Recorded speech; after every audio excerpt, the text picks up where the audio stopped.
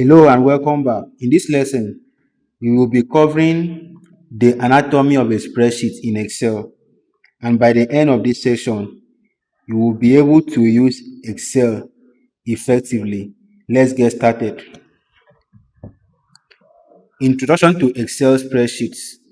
Microsoft Excel is one of the most powerful tools for data organization, analysis, and presentation. At the core of Excel is the spreadsheet, also called a worksheet, which consists of a grid made up of cells organized by rows and columns.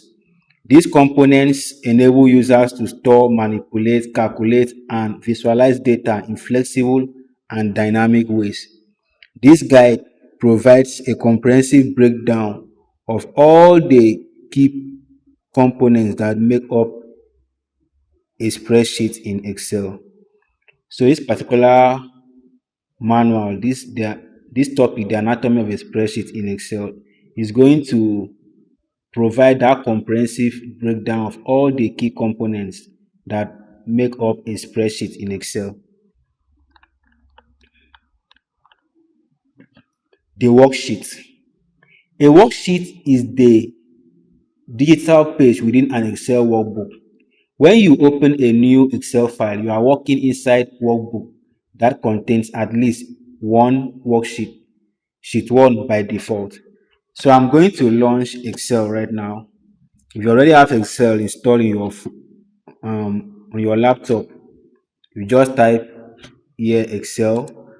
But if you don't have Excel installed, you can use the Excel for web, or you can visit any cafe, any computer center closer to you and get it installed. It's a bit tricky doing it online. So, and if you are going to install, you can install from 2016 up. Then, but when we get to Power Query, you will need to install a plugin so that you can do that. If you are using 2013, but 2016 and above, you don't need the plugins. So that's why I'm advising you install from 2016 and above if you are going to install now. So let's get started. I'll just type Excel. You can see it here. And I'll open it. I'm using the latest version of Excel. So here we have it. So this is the welcome interface. I have some recent works I've done. Then I'm going to open blank workbook. Now this is the Excel interface. I'm zooming in. So this is the Excel interface. This is home tab. Is home, insert, page layout. This is the tab, ribbon, the grid. So now we are going to walk you through this interface thoroughly. Now let's go back. The worksheet. A worksheet is the digital page within an Excel workbook. When you open a new Excel file, like I've done, you are working inside a workbook that contains at least one worksheet, sheet 1 by default. Now, the question is, what is the difference between workbook and a worksheet? If you open a new Excel file, you are working inside Excel workbook that contains at least one worksheet. So this file is an Excel workbook and I have one sheet. I can create another one sheet too. So now the difference between a workbook and a worksheet. Let's take this example. If you have an exercise book, be it 40 leaves, 60 leaves, as the case may be, the whole of that exercise book, the 40 leaves exercise book, is known as workbook. But then the pages, the leaves, whether 40 or 60, that's like saying 60 worksheets, 40 worksheets. So those pages are known as worksheets. But the whole of that exercise book is known as workbook. So now I'm going to save this.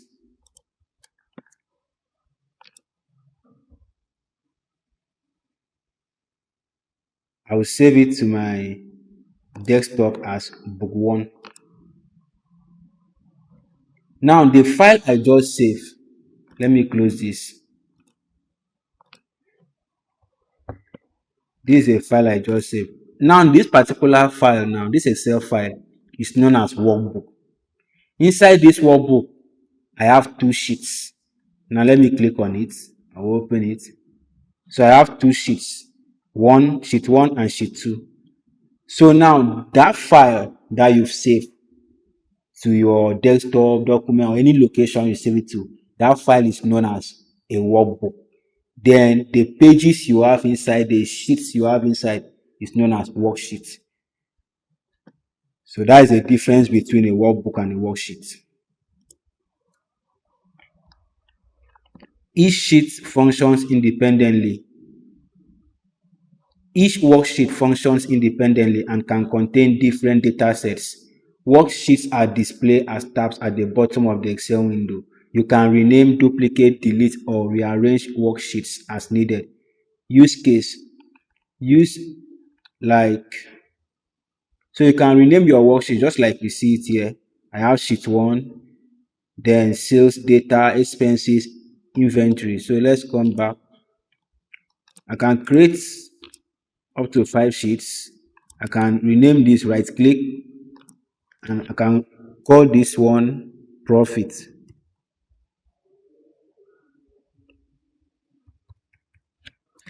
I can come to this one, I can call this one expenses. So as the case may be, you can delete, right click and delete. You can duplicate, you say move or copy, create a copy. So I just duplicated the sheet 5. So you can move it, can we move this one to this side. So just like being said here. So that is it about a worksheet. I believe right now you now know what a worksheet is and what a workbook is. So cells, the building blocks. A cell is the intersection of a row and a column. It is where data is entered. Cells are referenced by coordinates such as A1, column 1, column A, row 1. Each cell can hold text, numbers, dates, formulas, or functions. You can apply formatting to individual cells like color, font, style, alignment, and so on. Then double click a cell to edit its content directly. Now this is,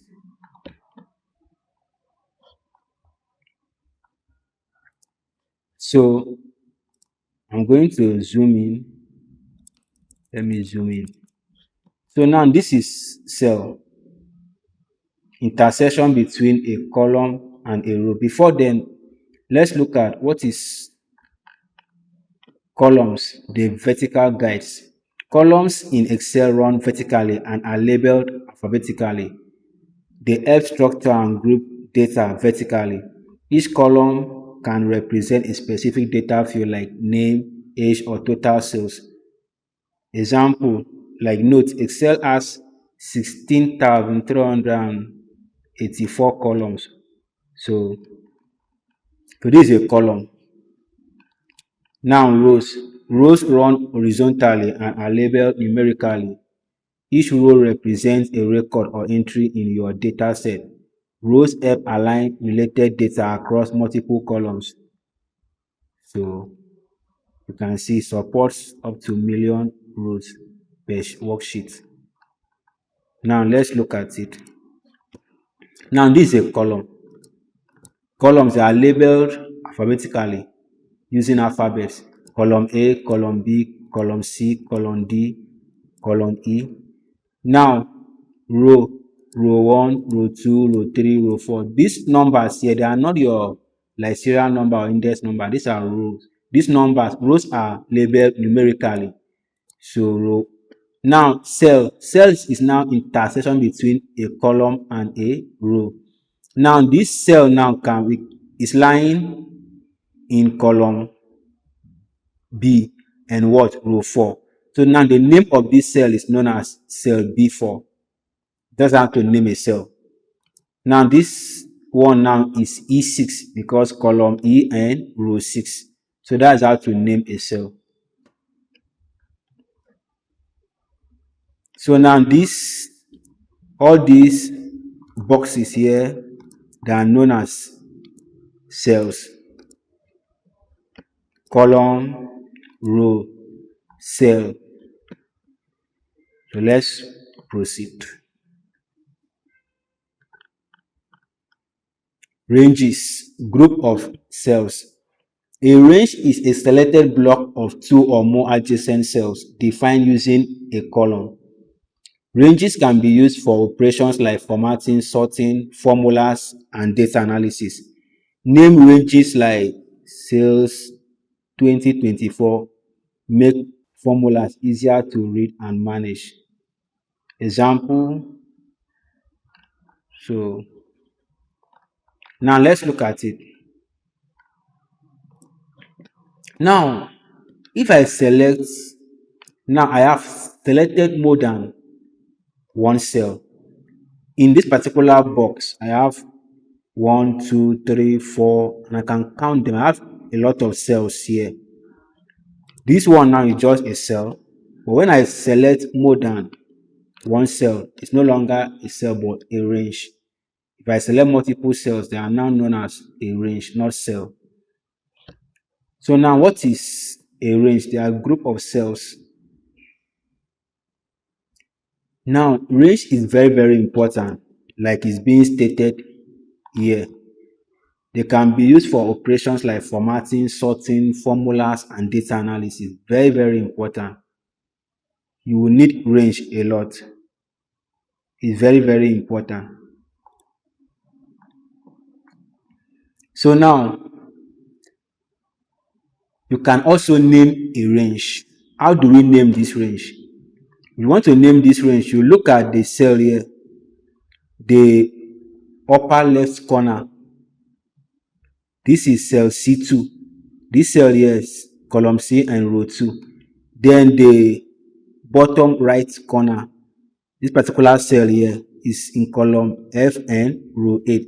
So you are going to use, you will now say, I think that the first one is was, okay, the first one is C2. C2. Then like use column to separate it. Then F8. F8. So now the name of that range now is C2 through to F8. So that is the name of that column. No, sorry. So that is the name of that range. So that's how to name a range.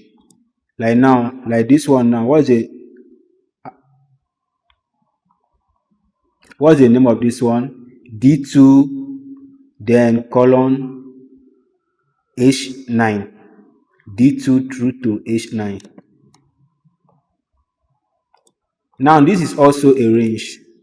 How do you name this particular range? Use the bottom, the top and the bottom cells. Use D2 and D9. You call this D2, then separate a colon, then D9. D2 through to D9. So that is how to name a range.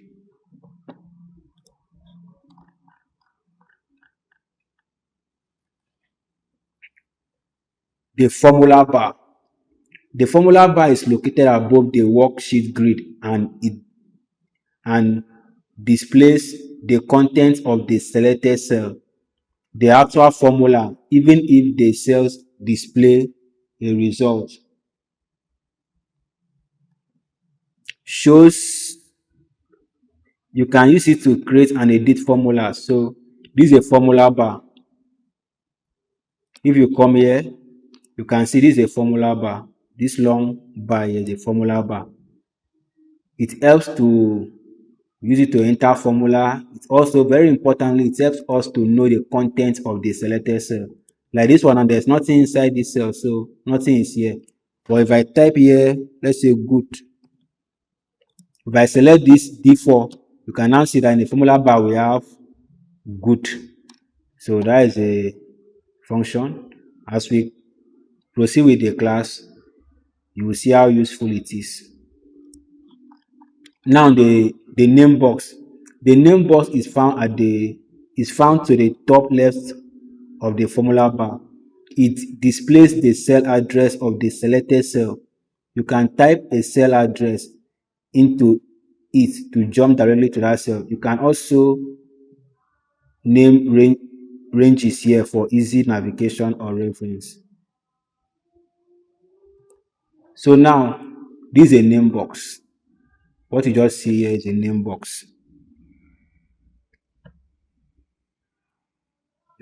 This is a name box. This is a formula bar and this is a name box. It helps to display the cell address. Like now, if I click on this A1, it's telling me A1. Another way to know the name of a cell is to use a name box. This is B2. So very important. You can also use the name box. Another thing now is if I want to go to, let's say I have a very large data and I want to go to D100. I will have to scroll down, right? But I can easily type D100 here and press enter. So it will just take me directly to that cell, which is D100. So that is another function of the name box.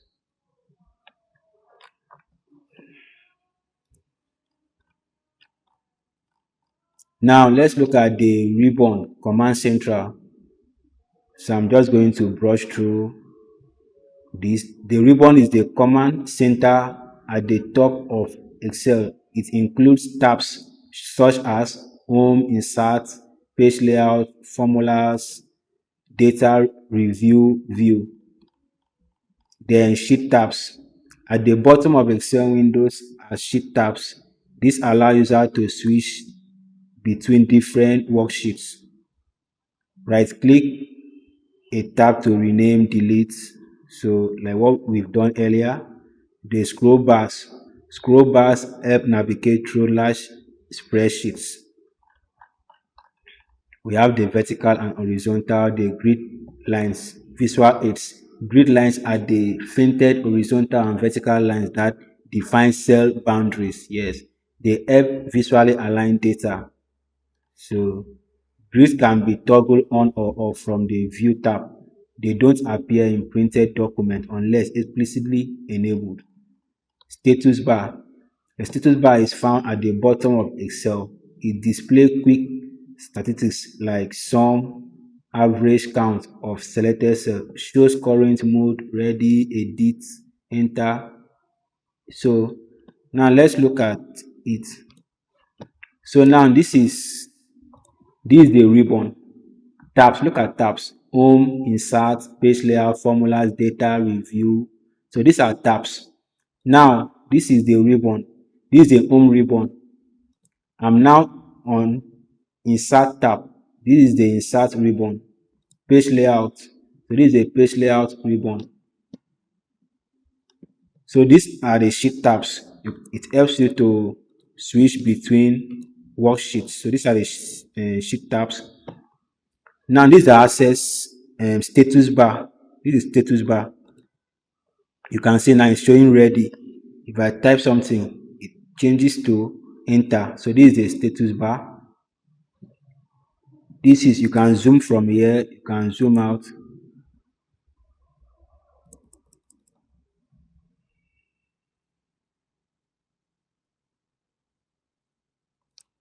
So you can zoom from here. So this is a vertical scroll bar. This is a horizontal scroll bar to help you to navigate through large spreadsheets. What again? Grid lines. So these are grid lines.